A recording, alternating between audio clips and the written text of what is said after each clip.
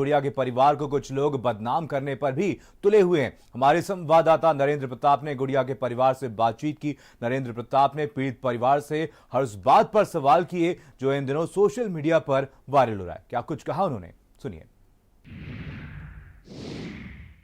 उत्तर प्रदेश के मुख्यमंत्री योगी आदित्यनाथ ने भूलगढ़ी मामले में सीबीआई जांच का आदेश दिया, लेकिन सीबीआई की टीम अभी तक मीलों दूर है। कई दिन बीत चुके हैं। सीबीआई जब आएगी तब सवाल करेगी परिवार से, लेकिन हम आपको बताते हैं कि अफवाह और असलियत के बीच हकीकत क्या है।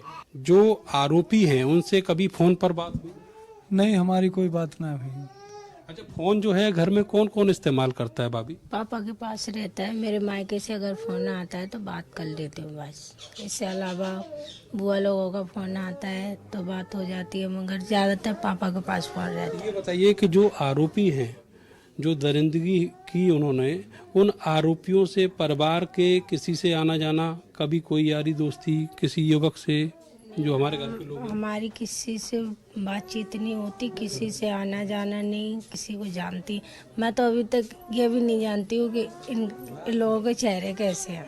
अच्छा, ये जो लड़के लोग हैं, जो आरोपी हैं, इन्होंने कभी आपके बेटों के साथ भी कामकाज किया है? नहीं, इन लोगों ने कोई भी काम काज नहीं किया है। हम लोग तो अपने अलग रहते हैं, हमें उनसे क्या मतलब है। इनका कभी आना जाना था घर में? ना, बिल्कुल नहीं। अच्छा, ये बताइए कि इनमें से कोई जो आरोपी है उनमें से कोई ऐसा भी है जो आपके जो देवर हैं उनके नाम से हो? नाम एक जैसा होने से तो क्या सजा नहीं मिलेगी उसे? मेरा सवाल ये नहीं है या नहीं? हाँ है। अच्छा, दूसरा ये बताइए कि जब घटना हुई तो आपको कैसे मालूम पड़ा कि गुड़िया के साथ हुआ क्या है? मुझे तो ये हमारे पड़ोस के जो चाची के बच्चे हैं उन्होंने आके बताया। हमें तो मालूम नहीं था, क्योंकि ये भी चले गए, इन्होंने भी, मेरे हस्बैंड ने भी कुछ भी नहीं बताया। दीदी की तबीयत खराब हो गई, मैं डॉक्टर के पास ले जा रहा हूँ। तो सबसे पहले आप लोगों ने क्या किया जब ये मालूम पड़ा कि ऐसे ऐसे गुड़िया के साथ ये घटना हुई है? उनके भैया गए यहाँ से गाड़ी से, तो उन्हें वहाँ से उठा के ले गए, थाने में रख दिया ले जाके, और फिर हॉस्पिटल लेके गए हैं। वही गए हैं जो कुछ किया है उन्होंने। अच्छा, जो इलाके के विधायक सांसद हैं उनको आपने बताया कि हमारे साथ ये घटना हुई है? हाँ, पता है, सब मालूम है। वो हॉस्पिटल भी गए, वो यहाँ भी आए हैं। सांसद की घरवाली भी हाँ, वो सब यहाँ पर आए हैं। उन्होंने भी बोले कि आप चिंता न करें, और जो दोषी हैं वो उनको सख्त से सख्त कार्रवाई। ये बताइए कि जब आप लोग थाने पहुंचे तो पुलिस ने क्या किया? उस समय आपसे बातचीत की, क्या किया? पुलिस की कार्रवाई क्या था, एक्शन क्या था पुलिस का? ये तो हड़बड़ाए हुए थे ये लोग, तो जो बिल रिपोर्ट वगैरह लिखाई है तो लिखी, अरे जल्दी कर लो, जो कुछ लग गया बाद में ये सब कर लेना, पहले लड़की मर जाएगी, नहीं तो इसे जल्दी उठा के ले जाओ यहाँ से। अच्छा, उस दौरान जब बातचीत हो रही थी कोई जाति सूचक शब्दों का भी इस्तेमाल पुलिस ने किया? नहीं, ऐसा कुछ नहीं हुआ, मगर अब जो चल रहा है जो भी ये तो सब जात पात भेदभाव को ही लेके चल रहा है। अच्छा, इस पूरे केस में सबसे ज्यादा दुख किसने दिए, अफसर ने कि यहाँ जो समाज है उसने? समाज से ज्यादा तो वो तो 1000 बार मरी, एक बार मरी, 1000 बार उनकी मौत कर दी। कहीं तो टीवी पे दिखा के, कहीं गलत इल्जाम लगा के, कहीं उनके साथ गलत करके, कहीं गला दबा के उन्हें तो मारा गया है। 1000 बार मौत उन्हें दे दी।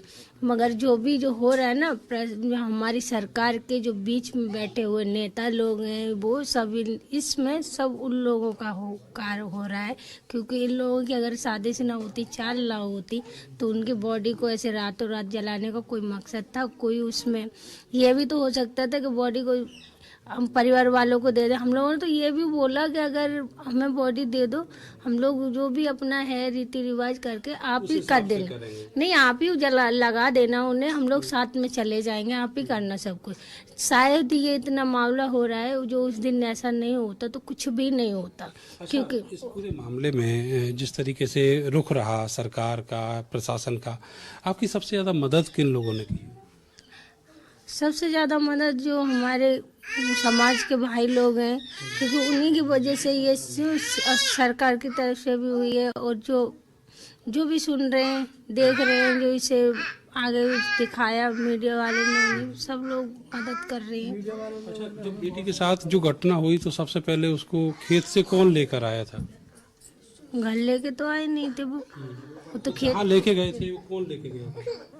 मम्मी और उनके भाई थे, पापा थे, पापा वहाँ से थाने से पापा पहुँच गए। आरोप जो है लग रहा है कि आज वो एक चिट्ठी भी आई है कि जो परिवार के ही लोगों ने गुड़िया की मारपीट की, इस तरह का आरोप आपके ऊपर लगाया जा रहा है। अब तो जो सच होता है ना, सच को दबाने के लिए हजारों झूठ बोले जाते हैं, मगर ये सच कभी ना रुका है ना रुकेगा। और जो इंसाफ चाहिए हम लोगों को उसे लेकर रहेंगे और हमेशा यही बोलेंगे, हमें इंसाफ चाहिए। जब तक इंसाफ नहीं मिलेगा ये लड़ाई ऐसी ही चलती है। चोटें थी गुड़िया के ऊपर, वो उनके हाथ में कोई हथियार भी थे जिन आरोपियों ने चोटें मारी हैं, जख्म दिए हैं?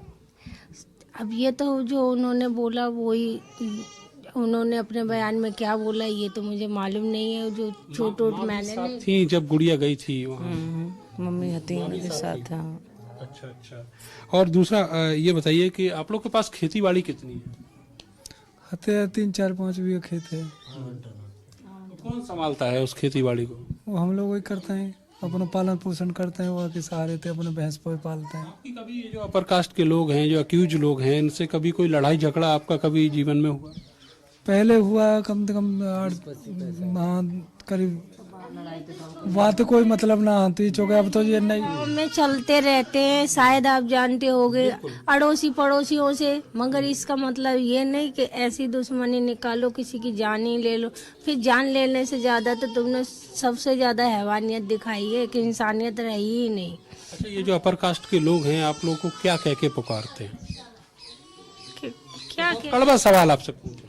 क्या कह के बोलते हैं? पीछे से बोलेंगे तो यही बोलते हैं भंगी कास्ट, ऐसे बोलते हैं। क्या कर लेंगे? हाँ, भंगी क्या क्या कर लेंगे साले भंगी क्या कर भंगी क्या कर लेंगे सारे, क्या कहते हैं इन्हें तो सारे ने ऐसे ही दबा के रखो, बहनचोद जी आगे न बढ़ पाएंगे, यही बोलते हैं। अच्छा, आपको हमेशा से इसी तरह दबा के रखते हैं? हाँ ऐसे ही दबा के रखते हैं, हम तो मजबूर हैं, हम क्या जाएं। कभी आपने देखा हो, चूंकि आस पड़ोसी है सब, गुड़िया कभी घर के उन लोगों के घर के भी किसी व्यक्ति से, कि महिलाओं से भी किसी से बात करती है? नहीं, हमारा काम है, मैं और मेरी ननद रह गई, 2 ननद की शादी हो गई, तो दीदी सारा काम जल्दी अपना करके सुबह का, और फिर दोपहर के टाइम पे मैं बोलती थी सारे दिन काम में लगे रहती हूँ, नहा धो के 12-1 बजे खाना खाना, उसके बाद मैंने थोड़ा रेस्ट कर लिया करो, थोड़ा घंटा भर घर में अगर रेस्ट किया। स्कूल वगैरह नहीं जाते? स्कूल वगैरह कुछ भी नहीं, और उसके रेस्ट करने के बाद में 3 बजे से फिर काम पे लग गए। उन्हें खाना बनाने से लेके भैंसों का काम करने से लेके सब साफ सफाई से लेके सारा काम वो ही करती थी।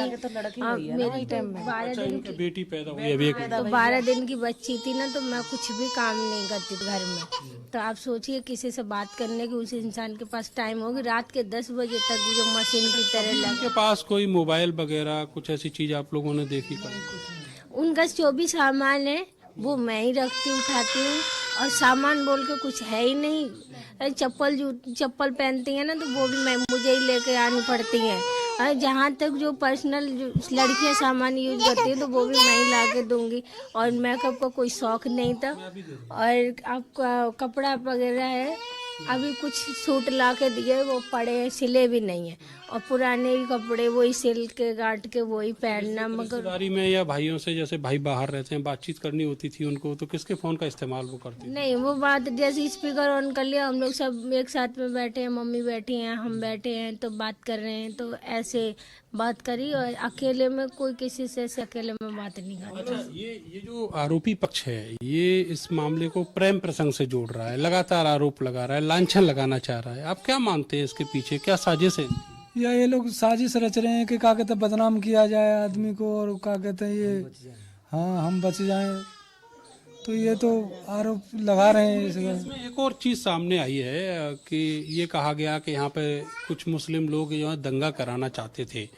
इस दौरान कोई किसी मुस्लिम का आप लोग के पास कोई फोन नहीं, ऐसा कुछ भी नहीं। सब ये लोग ये कहानी बना रहे। इतना बड़ा कड़ा शासन लगने के बावजूद मीटिंग करना, पंचायत बिठाना, क्या इन लोगों के लिए कोई रोकथाम नहीं है? सारे जो भी नियम कानून है हम ही लोग करें।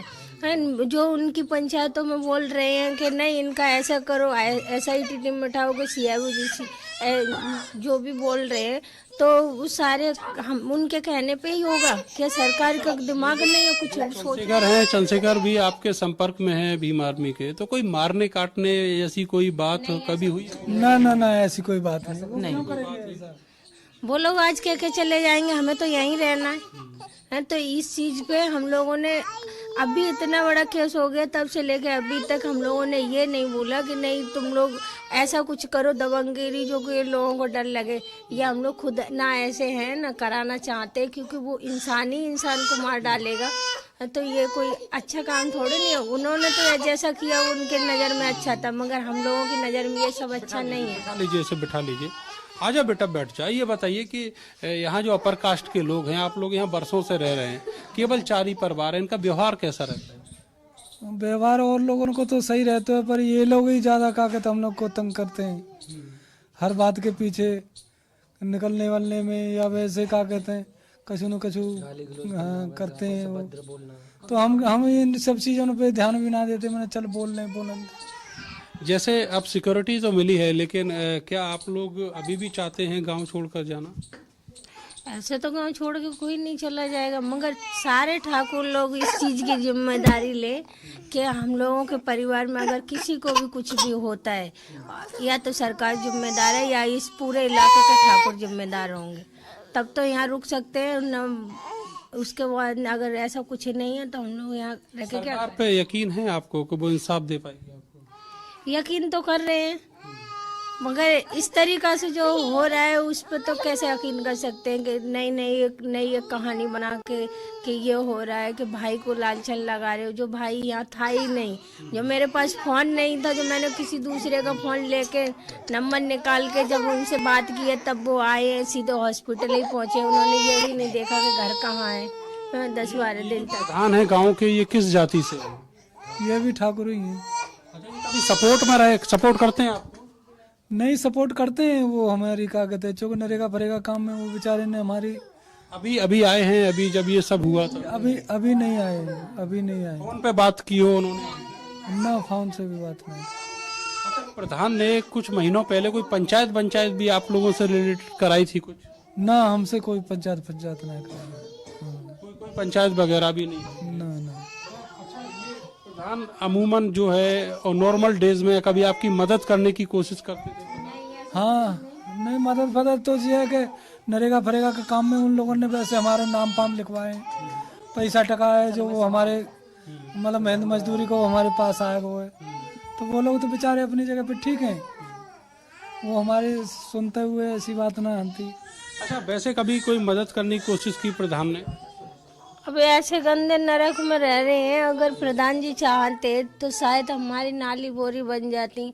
और ये गड्ढों में घुस के साफ सफाई करना, इनके पीछे झगड़ा करते हैं ये लोग आके कि नहीं यहीं पे ऐसा होगा, यहीं पूरे गांव का पानी आ रहा है हमारे घरों में भरता है आके। मगर अगर प्रधान कभी उन्होंने कुछ नहीं। अच्छा, जो जानवर कितने हैं आपके यहाँ पे? भैंसे हैं? 5-6 भैंसे हैं। यहाँ पे एक कुआं सा निकल आया, जब ज्यादा बारिश हुई तो 3 दिन तक भैंसे हमारी अंदर बंधी रही, मगर प्रधान ने आके ये नहीं देखा कि मतलब इन्हें दिक्कत परेशानी हो रही है तो इनकी कुछ रास्ता की व्यवस्था करें। जानवरों का चारा वगैरह है? कौन लेने जाता है? पापा मम्मी ज्यादातर जाते हैं। मैं तो अभी 6-7 साल हो गई, मैंने तो देखा भी नहीं है खेत में जाना आना। और रही बात लड़कियों की, तो वो लोग ऐसे नहीं जाते, जब सारे लोग जाएंगे तभी साथ। किसके खेतों से लेके आते हैं जो चारा है? ठाकुर लोगों के खेत है, क्योंकि इतनी खेती हमारी तो है नहीं जो हम अपने खेतों में ऐसे जहाँ पे घटना हुई वो किसका खेत है? वो भी उन्हीं का खेत है, ठाकुर लोगों का। हाँ। तो रजामंदी देते हैं कि आप आए, वो घास वगैरह ले जाओ? पहले सब कुछ ठीक ठाक था गांव, और ऐसे उसके वजह से तो सारे लोग ही जाते हैं, हमारे और भी पास के पड़ोसी लोग वो भी जाते हैं, तो ऐसा कुछ था ही नहीं पहले। उन्होंने इस पूरे मामले में बहुत बदतमीजी की परिवार से। कौन है वो अफसर? ऐसा तो मुझे नहीं मैं बता सकती नाम से, क्योंकि ये लोग नाम जानते हैं। ज़्यादातर तो DM साहब ने जितना बड़ा वो किया है इसमें, और जहाँ तक है ना तो सांसद जी भी इसमें खेल में बहुत बड़ी पूरी तरह से शामिल है। उन्होंने शुरू से लेके उन्हें मारने की जो भी साजिश रची है ना, इधर हमारे सर पे हाथ भी रखते रहे कि चिंता मत करो हम ठीक करा लेंगे, उधर उनका सब कुछ उन्हीं ने किया। उनको सपोर्ट करते रहे। आप किस किस को मानते हैं कि सबसे ज्यादा बदतमीजी करने वाले कौन कौन अफसर हैं, नेता हैं? अब ये लोग अब हम कैसे विश्वास करेंगे, क्या कहते हैं अब ये कौन कौन है। अब ये तो हम लोग अफसर लोग उनको भी नहीं जानते हैं कि कौन कौन से क्या है। ये मामला जो है इतना बड़ा होने का वजह केवल आप यही मानते हैं कि उस दिन रात को जो डेड बॉडी आपकी मर्जी के बिना चलाई गई? अगर पापा को उसी एम्बुलेंस में बिठा के लाते आराम से उनका अंतिम संस्कार होता, सब कुछ मामला ठंडा हो जाता, कुछ भी नहीं ऐसा होता। क्योंकि गांव में रहना है हमें, तो उसी तरीका से हम लोग भी पेश आते। ठीक है, वारदात के बाद आपने मदद भी मांगी थी, किसी नेता से मदद मांगी थी आपने कि हमारी मदद कर दो?